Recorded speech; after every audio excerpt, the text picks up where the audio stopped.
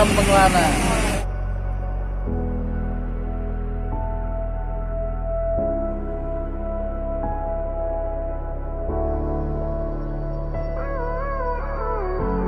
Gave you too much, now I'm swallowed.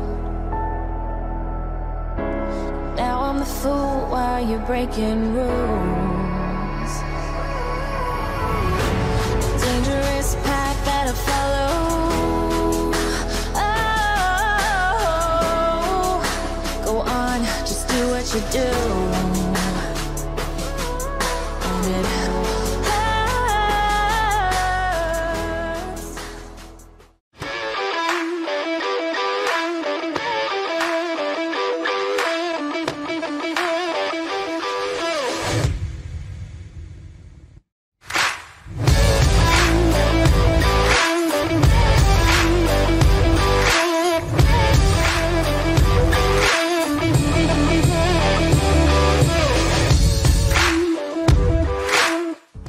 Sebelum mulai nonton, mari dukung channel ini dengan subscribe dan menyalakan lonceng notifikasi. Serta jangan lupa untuk klik tombol like dan menonton videonya hingga usai. Halo Sobat Traveler, salam Pengelana. Saya ucapkan terima kasih karena telah setia menonton video-video di channel ini. Now I'm the fool while you're breaking rules. Pada video kali ini, saya akan membahas tentang strategi jitu dari Jenderal Muda P.O. Haryanto, yaitu Mas Rian Mahendra, dalam menghadapi himpitan dua raksasa perusahaan otobis yang telah terlebih dahulu membuka rute Malang-Jakarta.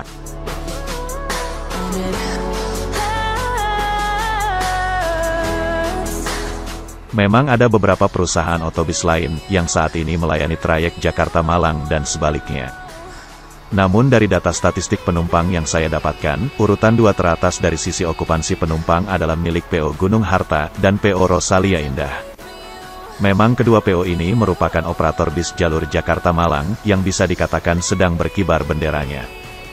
PO Gunung Harta dikenal sebagai raja sasis premium asal Malang. Berbekal 4 unit bis ultra high-deck, jalur Malang-Bogor dan Malang-Tangerang menjadi mangsa empuk bagi perusahaan otobis yang memiliki livery khas berwarna hijau.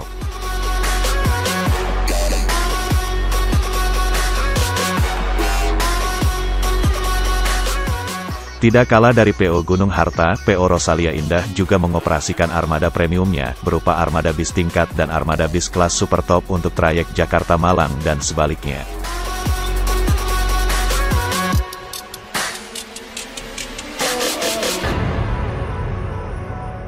Ada juga bis Lorena, Pahala Kencana, Medali Mas, dan Keramat Jati, yang juga mengoperasikan armada bisnya, dengan trayek Jakarta-Malang dan sebaliknya. Namun tingkat okupansi penumpangnya, masih bisa dikatakan tidak sebanyak dua perusahaan otobis yang saya sebutkan tadi. Like a shadow dark and cold to the touch. Dengan semakin banyaknya operator bis dengan trayek Jakarta-Malang dan sebaliknya, apakah alasan PO Haryanto untuk masuk ke jalur yang bisa dikatakan sudah cukup padat oleh operator bis lain? Disinilah terlihat dengan jelas kecerdikan sang Jenderal Muda PO Haryanto, yaitu Mas Rian Mahendra. Persaingan operator bis Malang-Jakarta di kelas premium, dengan pangsa pasar para penglaju Malang-Jakarta dan para pelajar, tidak disasar secara langsung oleh PO Haryanto. Justru PO Haryanto menjauh dari hiruk-pikuk persaingan di kota Malang. PO Haryanto lebih berkonsentrasi ke arah Malang Selatan, khususnya ke daerah Kepanjen, Dampit, dan Karangkates.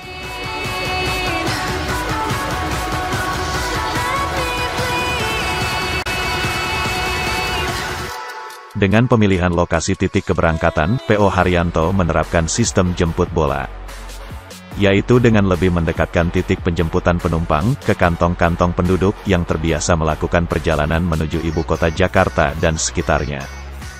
Dari data demografi penduduk di Balai Pusat Statistik, ditemukan bahwa banyak penduduk dari daerah Malang Selatan dan sekitarnya yang sering melakukan perjalanan menuju kawasan ibu kota. Dengan pusat kantong para penduduk tersebut berada di kawasan Kepanjen, Dampit, dan Karangkates.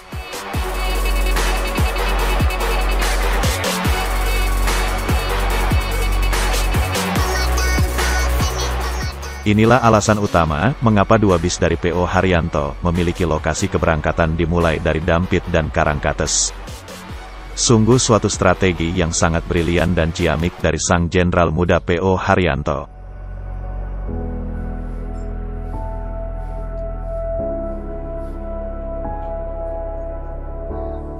Dengan adanya himpitan dua perusahaan otobus raksasa di Malang, sang jenderal muda memutar strategi yang dapat dibilang out of the box.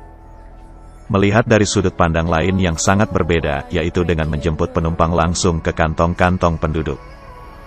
Dengan harga tiket yang relatif lebih murah dibanding para pesaingnya, PO Haryanto juga menawarkan waktu tempuh yang tergolong cukup singkat.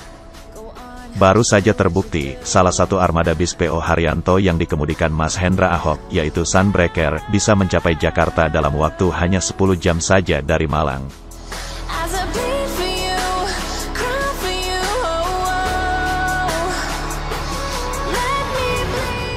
Bagi sobat traveler yang sering memperhatikan tipikal para penumpang asal Malang, kecepatan perjalanan merupakan salah satu faktor yang cukup penting bagi para penumpang Malang. Selain tentunya juga faktor kemewahan dan kenyamanan. Bis yang memiliki catatan waktu perjalanan tercepat, secara otomatis akan memiliki kemungkinan lebih besar untuk menjadi pilihan penumpang Malang. Hal ini bukan berarti bis harus dipacu secara ugal-ugalan di sepanjang perjalanan, namun tipikal penumpang Malang adalah para penumpang yang lebih mengejar waktu. Sehingga catatan waktu perjalanan menjadi suatu hal yang cukup penting dijadikan pertimbangan.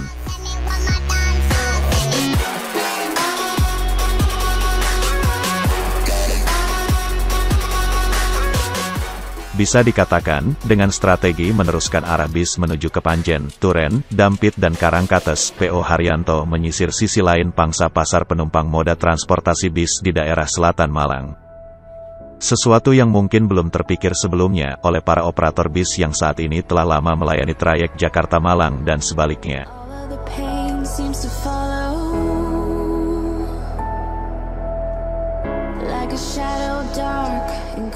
Dengan strategi menembak pangsa pasar yang berbeda dari perusahaan otobus lain yang kini sudah beroperasi di Malang, diharapkan bendera PO Haryanto bisa semakin berkibar.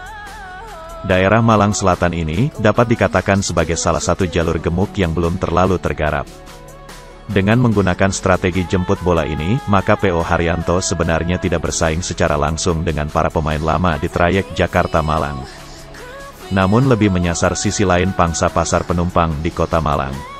Maka dari itu, harga tiket yang dijual oleh PO Haryanto berada di bawah harga tiket para pesaing lain, yang rata-rata menjual tiket di atas 350.000. Sebuah daya tarik lain yang ditawarkan oleh PO Haryanto.